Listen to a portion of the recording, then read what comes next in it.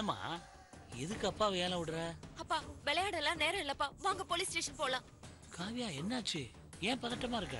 அப்பா வாங்கப்பா போலீஸ் ஸ்டேஷனுக்கு, சித்தார்த் உயிருக்கு ஆபத்துப்பா. என்ன சொல்ற காவியா? சித்தார்த்துக்கு என்னாச்சு சொல்லு. ஏதாவது ஆக்சிடென்ட்னா நம்ம ஹாஸ்பிடல்ல போனோம், எதுக்கு போலீஸ் ஸ்டேஷன் போனோம்? அப்பா நான் சீரியஸா பேசிட்டு இருக்கேன், நீங்க தமாஷா பேசிட்டு இருக்கீங்க. அவனை ரவுடிங்க கடத்திட்டு போயிட்டாங்கப்பா. நம்ம தாமதிக்கிற ஒவ்வொரு நிமிஷமும் அவனோட உயிருக்கு ஆபத்துப்பா. காவியா கொஞ்சம் நிதானமா இரு, நான் கேக்குறதுக்கு பொறுமையா பதில் சொல்லு.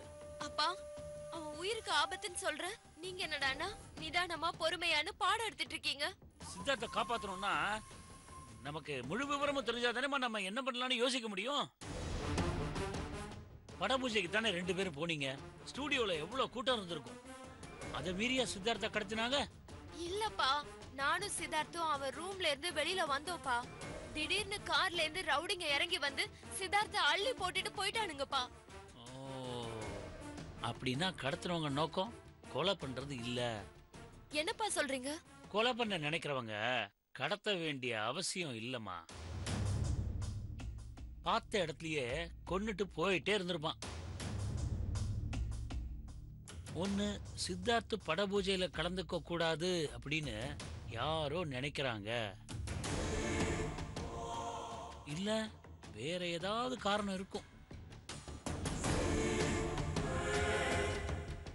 ஏமா காவியா, சித்தார்த்த 5 லட்சம் ரூபாய் வாங்கினதா ஒரு ரவுடி வந்து மிரட்டினான்னு சொன்னியே, அவரை கடத்தினவங்க இல்ல அந்த ரவுடி இருந்தானா? நான் அந்த பதட்டத்துல சரியா கவனிக்கலப்பா.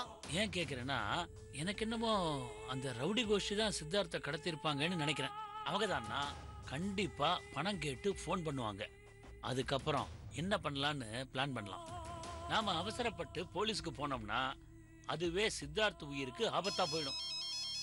இடு இடு இடு, அவன் தான் நினைக்கிறேன். அப்பா சித்தார்த்து தான்ப்பா. பேசு. ஹலோ சித்தார்த், உனக்கு ஒன்னும் ஆபத்து இல்லையே?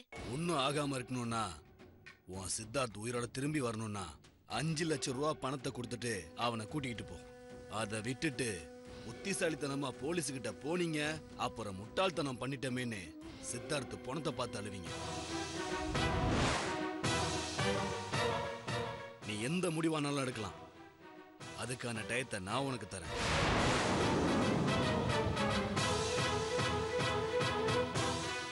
காவியா என்னமா இங்க கூட என்கிட்ட கொடுமா. இருமா நான் பேசுறேன். சார், ஹலோ சார், நான் சந்திரசேகர் பேசுறேன், காவியாவோட அப்பா. உங்க டிமாண்ட் என்னன்னு என்கிட்ட சொல்லுங்க, நான் அதுக்கு ஏற்பாடு பண்றேன். பெரிய மனுஷன் தாயா. என் ஆளுகிட்ட ஏமாத்தி வாங்கின 5 லட்சம் ரூபாய் பணத்தை கொடுத்துட்டா நான் வாழ விட்டுறேன். சித்தார்த்துக்கு எந்த ஆபத்தும் இல்லங்கிறதுக்கு என்ன உத்தரவாதம் இருக்கு? நாங்க கொடுத்த பணத்தை தான் கேக்குறோம், எக்ஸ்ட்ரா ஒரு பைசா கூட கேட்கல. இதுலயே எங்க நேர்மை உனக்கு புரிஞ்சிருக்கும். வலவலன்னு பேசி ஒரு பிரயோஜனமும் இல்ல. 5 லட்சம் ரூபாய எங்க எப்ப எப்படி கொடுக்கணும்னு நாளைக்கு காலையில போன் பண்ணி சொல்றேன். ஓகே? ஓகே. என்னப்பா சொல்றான் அவன்? அவங்களோட டிமாண்ட் 5 லட்சம் ரூபாயாமா. எங்க எப்படி கொடுக்கணுங்கிறத நாளைக்கு போன் பண்ணி சொல்றேங்கிறானுங்க. அதெல்லாம் தேவையில்லப்பா. யாரோ நல்லா தெரிஞ்ச ஆள் தான் நம்ம கிட்ட கேம் விளையாடிட்டு இருக்காங்க. என்னமா சொல்ற? ஆமாப்பா, முதல்ல நாம போலீஸ் கிட்ட போலாம். சித்தார்த்தோட போனை ட்ரேஸ் அவுட் பண்ணி அவங்க இருக்கிற இடத்த கண்டுபிடிக்கலாம்ப்பா. சித்தார்த்தையும் மீட்டர்லாம்ப்பா. அது சித்தார்த் உயிருக்கு ஆபத்தா போயிடுமா? போனை சுவிட்ச் ஆஃப் பண்ணிடுவாங்க, இல்ல அந்த இடத்த மாத்திட்டு போயிட்டே இருப்பாங்க. வேணாமா, இந்த ஐடியாவே வேணாம். நமக்கு பணம்லாம் முக்கியம் இல்லம்மா, மைண்டட். அப்பா உடனே 5 லட்சம் ரூபாய்க்கு எங்கப்பா போறது? அது என்னோட பிரச்சனைமா, நான் பாத்துக்கிறேன். நீ கவலைப்படாம இருமா. எதை எப்படி பண்ணலாங்கிறத அப்பா முடிவு பண்ணிக்கிறேன். என்னடா முறைக்கிற?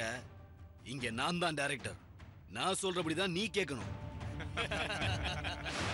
பாருடா டைரக்டர் முழிக்கிறான். டைரக்டர் பயந்துட்டான் பாத்தியா?